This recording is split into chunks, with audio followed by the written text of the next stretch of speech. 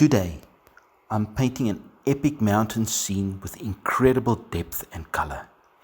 I'll be going over my thinking process behind how I compose my compositions and how I select references for painting my landscapes. Let's begin.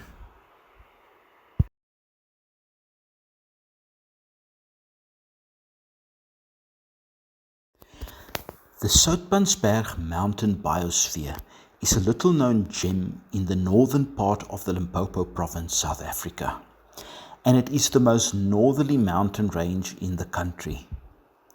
I took hundreds upon hundreds of photos, and technically they all deserve to be created on canvas for the world to see.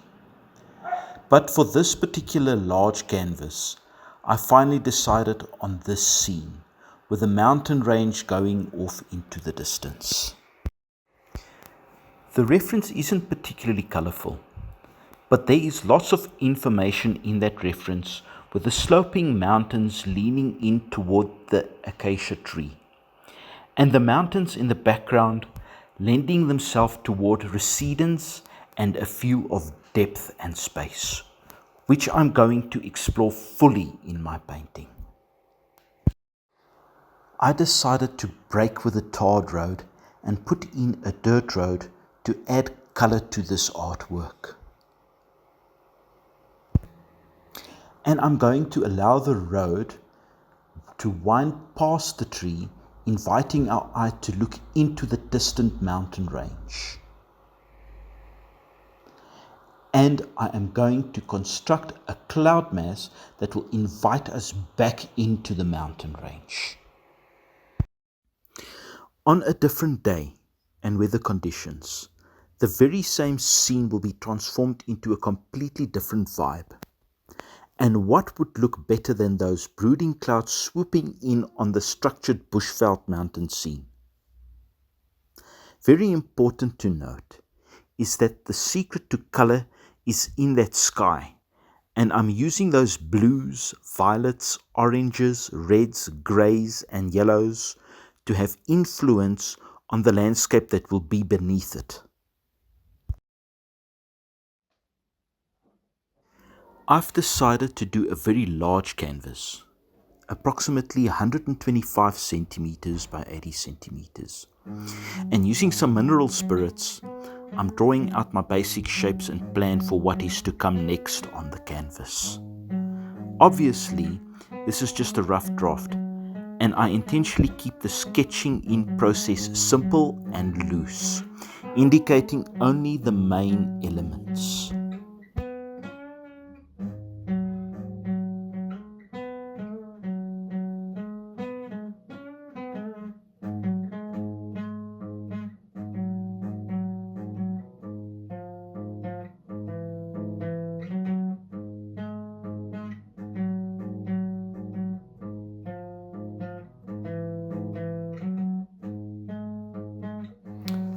So my color palette: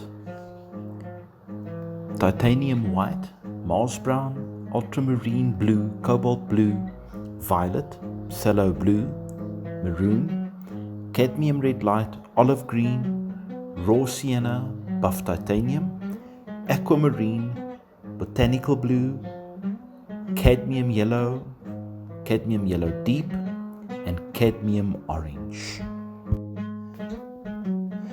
You might think that I have a to-go-to color scheme, but such is not the case. Manufacturers today create all those lovely colors, so I say use them, experiment, and discover new color dynamics in your work. Yes, I can work with only 6 colors if I have to, and I do know how, but I am big on experimentation to see how the color dynamics shift when I introduce a new color. The best approach is to first mix out and plan your color scheme on the palette, and to mix out copious amounts of paint for your painting. The last thing you want is to scramble and run out of paint when you are in the blocking in phase. Especially working on large canvases like this one, you are going to need large brushes that is going to take up lots of paint. So make sure that you are loaded up with paint for the journey on the canvas. The first steps of the block-in phase, I am working on my color scheme, and unlike the mountains in the reference, the color is more influenced by my sky, and you can already see more blue and purple present in those mountains as they take on the mood of the sky. The mountains in the distance appear slightly lighter, cooler and blue, while the mountain mass closer appears closer due to deeper, darker and warmer color values. This subtle contrast allows for depth in the picture plane. Large synthetic hair brushes helps me to block in quickly and distribute the paint evenly on my canvas.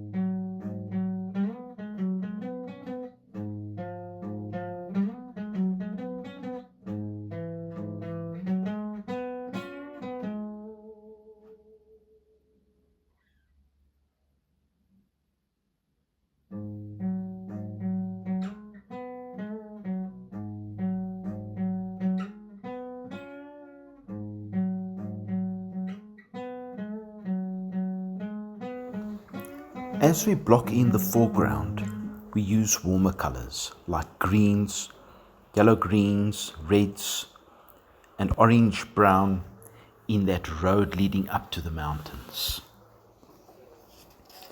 Once the block in is done, I might make a few minor tweaks to my shapes as I see necessary, and then I continue with a second, more vibrant and thicker layer of paint. A single reference can be used in many different ways, and for me, I will never copy directly from nature, although nature remains the source of my obsession and the main reason I love to paint. But a reference can only take you so far. It takes time and even years to develop the vision, but this can all be cultivated with some desire and moderate effort, as every artist has their humble beginnings.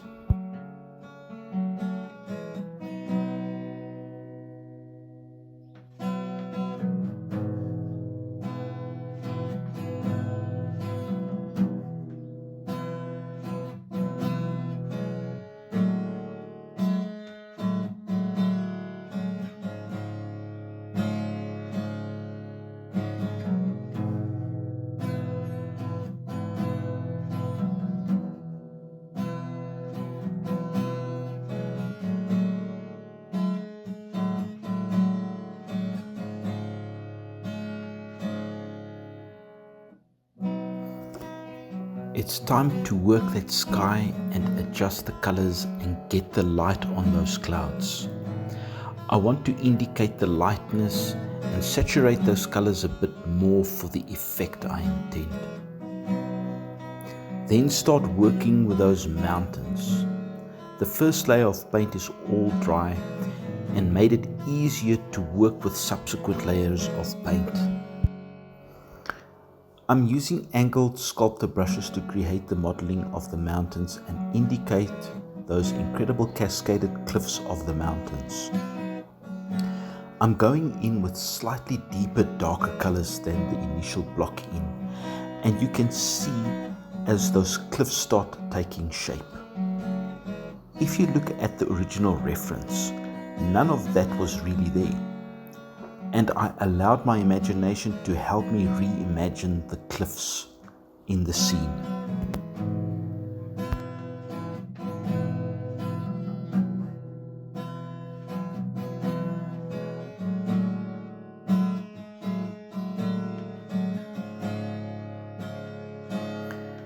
So now I'm using my angled sculptor to paint in those distant trees, and I'm sculpting in deeper with the darks, accentuating all the midtones in the painting and creating the illusion of detail and form. It is important to build your painting and work in at least 3 distinct steps. Blocking in flat shapes, number 1. Number 2, elaborate those flat shapes by reworking and modeling. Number 3, refinement. I am working on that road, making it look more characterful, bringing in dark red browns and going over the top with lighter tones, with more yellow and buff titanium added to it. Darker colors in general recede and adds to the deepness that helps carry the lighter parts in your painting. And by adding in those darks into the road, helps me to give the indication of water erosion over the road and creates narrow ditches on the sides of the dirt road, making the road feel convex.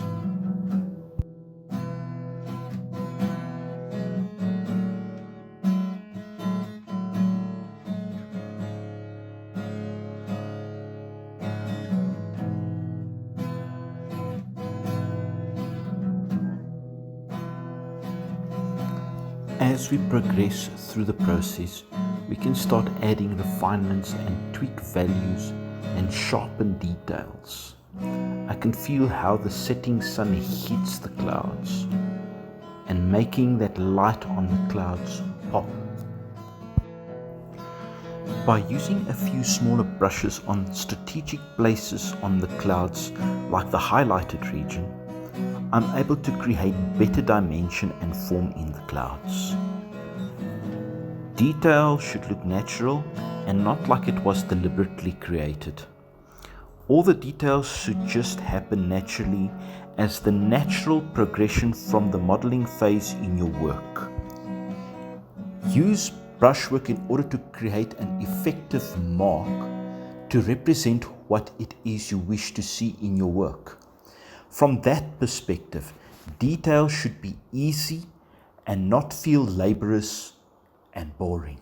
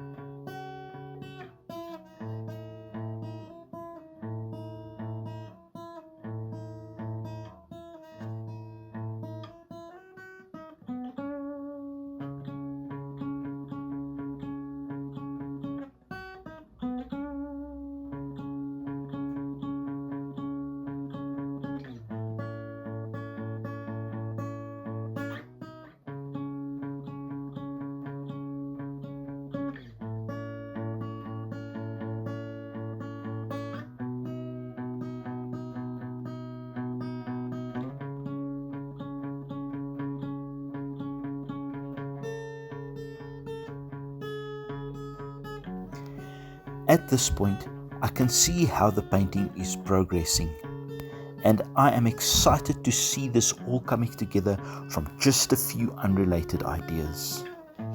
I was worried in the beginning, as I am not used to working on such a large canvas, and the whole process was a lot slower in forthcoming to what I am used to.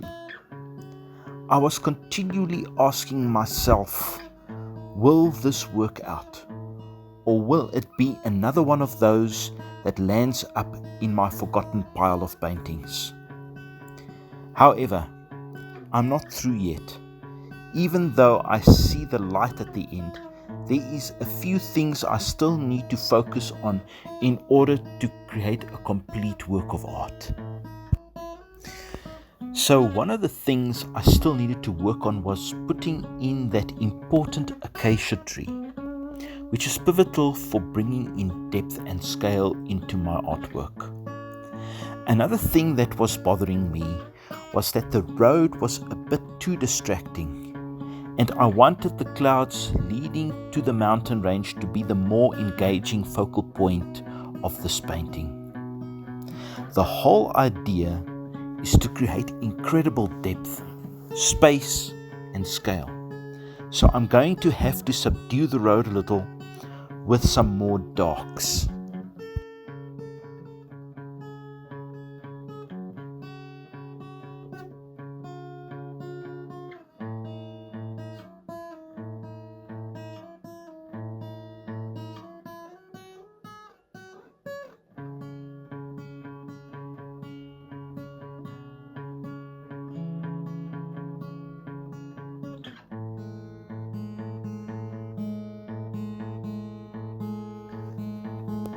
Looking at some details, I'm using a lettering brush to indicate the dry veld grasses that grow abundantly on the savanna plain. And I like how those grasses offset the greens.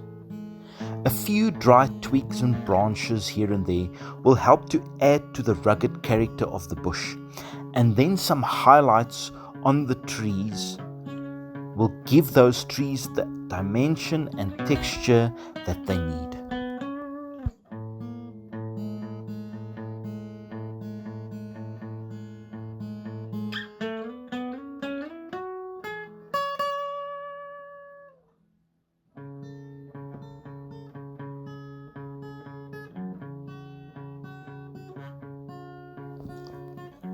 When it comes to the final details, I go by the motto, less is more. You don't need to force or labor at the details. Remember, this is a large painting. No one is going to see your endless labor on the details. They disappear almost entirely when you step back or look at the painting from a distance. So only a few prominent details strategically placed here and there, especially like those dry branches popping up behind the green foothills of the mountains. They register quite nicely back there. The warm greens on the foliage gives a nice feeling of the late afternoon sun shining on the landscape and helps to bring those tree masses forward in the picture. Treat tree foliage as large abstract shapes rather than trying to capture individual tree forms. Also, you can notice that the light on those trees are subdued, adding to the somber afternoon mood in the landscape.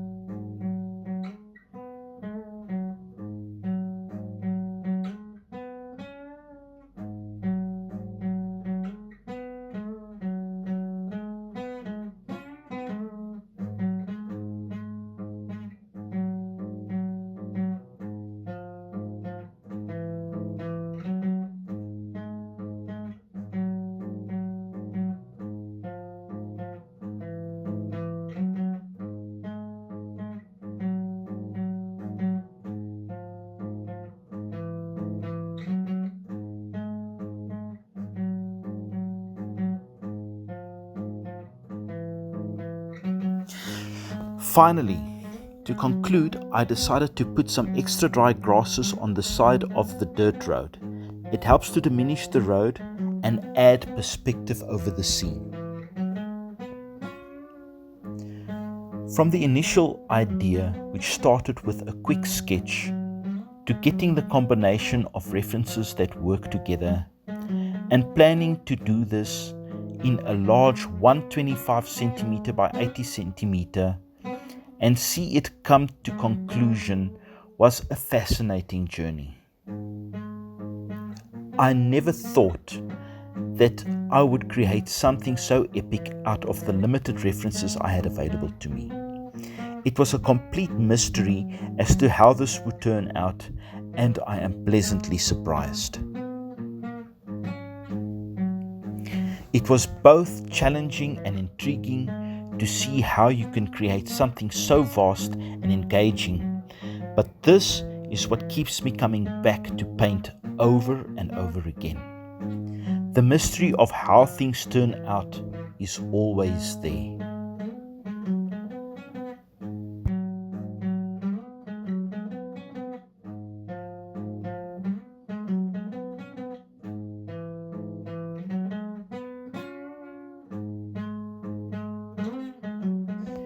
Thanks for watching. If you haven't seen my other video, Mountain Landscapes in Oil with Depth, which is part 1 of this series, it's coming up on your screen right now. Until we meet again, keep safe.